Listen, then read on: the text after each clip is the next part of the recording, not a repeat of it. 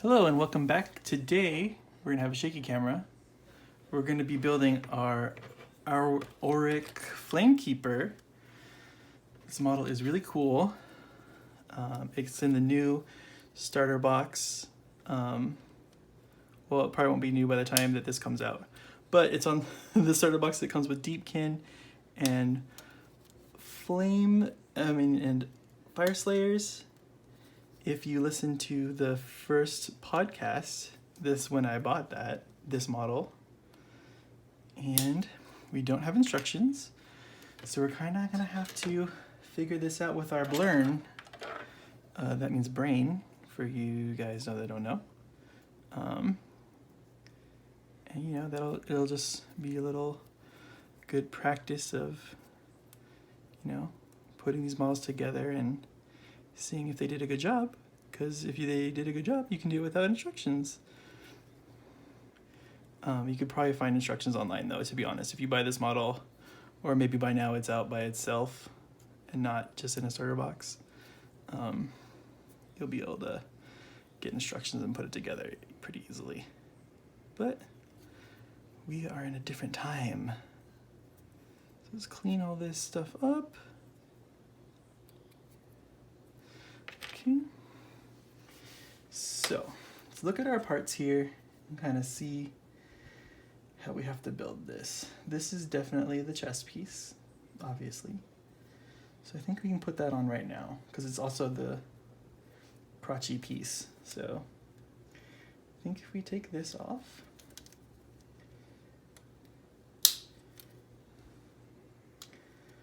oh man, I was just recently calculating and building my Nurgle Tyranid list. So hear me out, guys. The list will have a Tyrannifex, I think is what it's called, and that'll be the Glotkin. It'll have its gun out, and it'll also have, I'll put the pregnant Tyranid part on it to have all the guts for Nurgle, and I'll put like some more guts in it and give it a claw on the other arm so that it has like the claw that the Glotkin has. I'm not going to put like any models on top of it like the Glotkin has. It has the two characters on top of it, but I think it'll be fine just as a Turbogon. I mean, how it comes. As for the hold on a second. And because we also want to make this thing playable as a Tyranid army as well. So as for the battle line, it's all the rest of the units in the army are Putrid Blight Kings.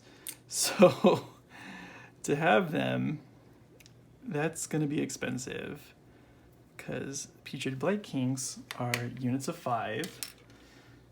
Tyranids, to have a similar size Tyranid, I wanted the Hive Guard models to be that proxy, but the Hive Guard are not troops, so to buy 7 boxes of them, it wouldn't really be usable in the long run, and I'd end up just wasting a lot of models, and they're $70 for 3 of them, so that would be about like $500 to get that. So I said screw that. So we're looking at Tyranid warriors now, which are troops. So I can buy the 7 boxes of them and put that together. It only ends up saving, they're $50, $55 a box, I think. It only ends up saving about $100, but in this hobby, every bit counts. The Hive Guard, in my opinion, do look way better. But we want this army to be usable twice in 2 game systems. So that's the sacrifice we have to make. And there's lots of armed options and stuff in the Hive, in the Tyranid Guard, or not Guard, sorry, the Tyranid Warrior boxes. So, maybe it won't be so bad, but I think it'll be worth it to do that in the end. Why would you put a seam on top of there? Just need to get this guy out. It's like right on the bottom. And this one.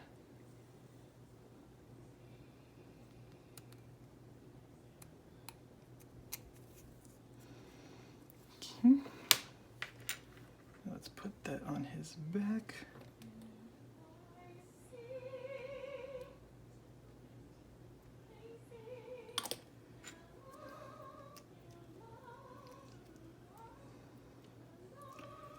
And then right here, we know that what goes there is this piece. Now hopefully that's not, the head doesn't get in the way of this, which I don't think it does, just reminiscing back to the picture of it. I think we're good here if we put this on. And that'll get our hole. Whoop. And we dropped it. Oh no, stand by. There's a kitty on the floor. He didn't notice it, so we got it. We got it.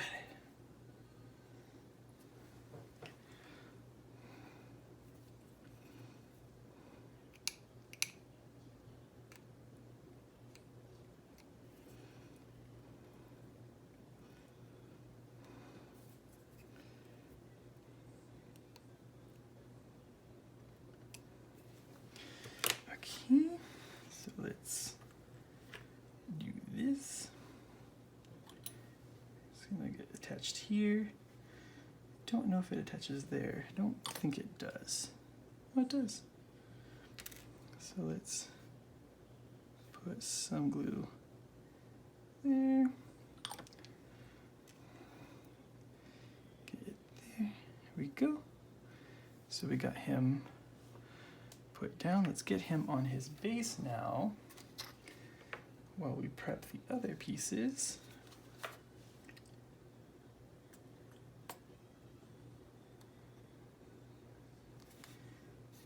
So let's get him. We need him to be kind of over here more because we know the axe goes here and his hand's just kind of sticking out. So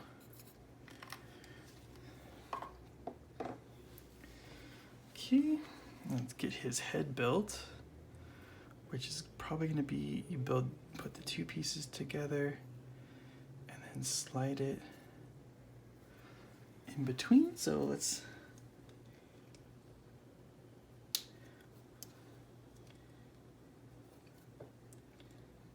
grab this.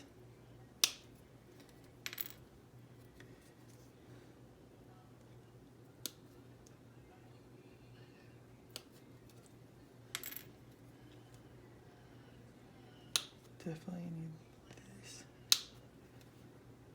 And then the head. Okay, I almost cut this part, but it looks like it goes to here. It's one of those times where instructions would help, but we don't have those, so we're winging it. Take there, and then get this big chunk here. Okay. So that's all of that. Ooh. Almost lost another piece. So let's clean that off there.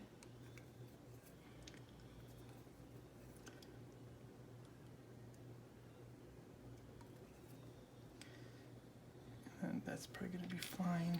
I'm gonna go on these guys and get under here. Because it likes to, the little nubbies like to stick there. Just kind of do like a little turn like that with your finger when you're getting that out. And then down here is pretty good. And then same thing on this one. Let's just get those little nubs off.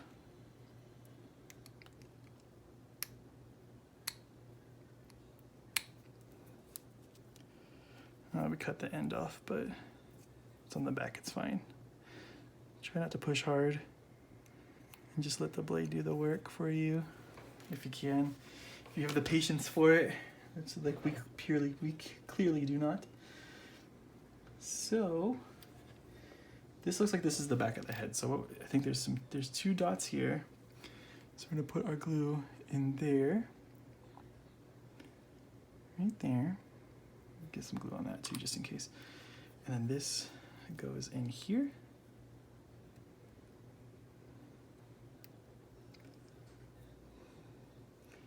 And I think we're lining up this little front piece right here. So just keep an eye on that as you're doing this. Same thing, get the thing covered. Is this going first? We're trying to figure this out as we go. Yeah, maybe put this in here. Yeah, let's put this head in here. And then line it up with the seam there. And we'll put this, oops, and we'll drop the whole thing. We'll just drop the whole thing and don't worry about it. So let's go like that. Grab this. Oof, okay. You okay, buddy? My kitty cat's on the floor coughing. Okay, so we gotta get that. Let's take this and get a better grip on this. So let's grab that. Okay, remember what we said about getting fingerprints off? We just kind of reapply the glue. So you put this here.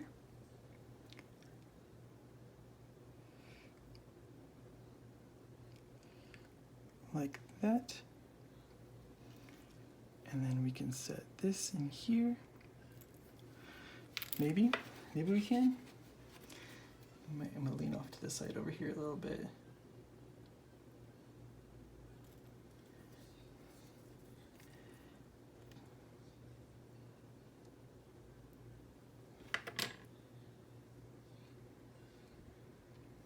Okay, let's grab it here.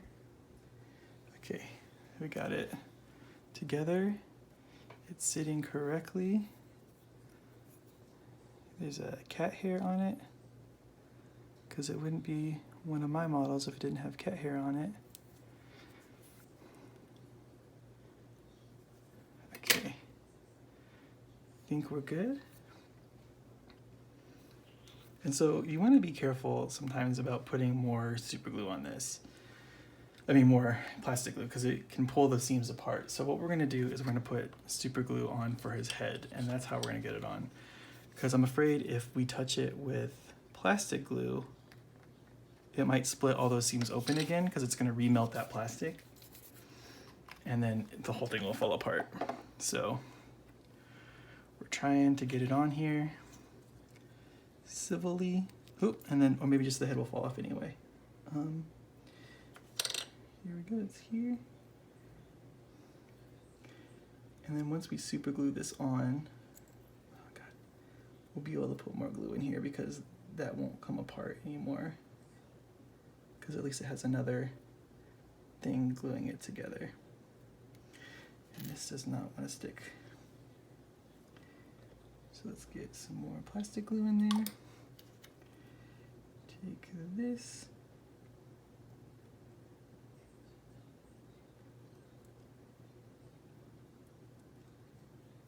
That. Kind of hold it on and set it here.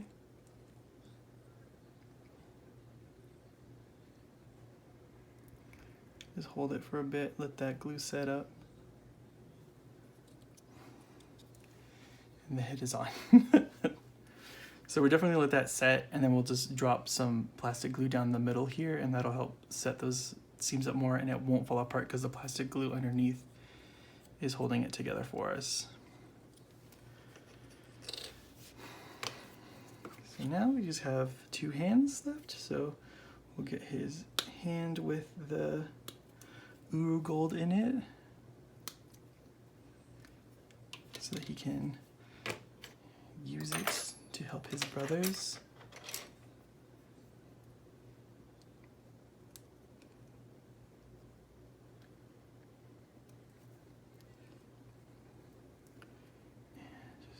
little nub off there.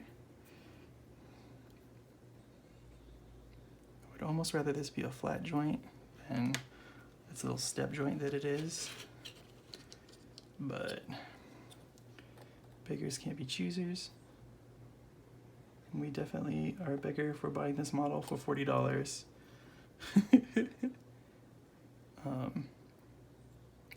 But I like it a lot. I like this model a lot. I think it looks really cool. It has a lot of character. Its pose is cool. I love the helmet. Like, if all my dwarfs could have this helmet on them, I would put it on them. Now we get our sweet axe.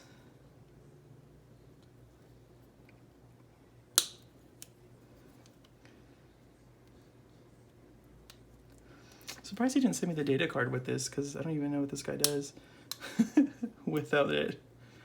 And right here. Oop. We lost another piece, guys. We did it. But the kitty is unaware. The kitty is unaware. So let's do some cleanup here. We don't have to do a whole lot because it is plastic glue on like the joint, so we could leave the one on the joint and it'll just melt when we put the... Bless you, little kitty cat. Why are you sneezing?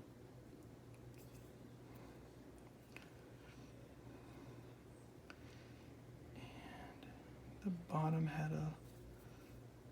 That was the one we just got, and there's one... There was one up here. Just do some scraping with that. Bottom's clean. Okay. So then let's take some glue, put it on his arm joint right there,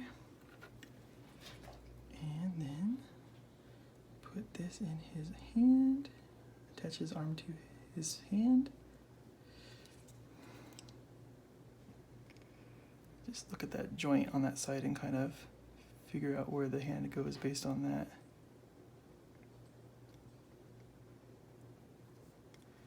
Think like that. Just to be sure, we'll drop the glue here. Oops, dropped it in the wrong spot. That's fine. Hopefully it'll stick. We put it in some super glue there too, which is good. That'll help it. So that is our Auric Flamekeeper. Thanks for watching. As always, new videos every Wednesday and new podcasts every Saturday. Like, comment, and subscribe, and we'll see you on the next one. Peace. Wait, let's see if we can get a better light. Here we go. Let's go here. Oh. Like this. There he is.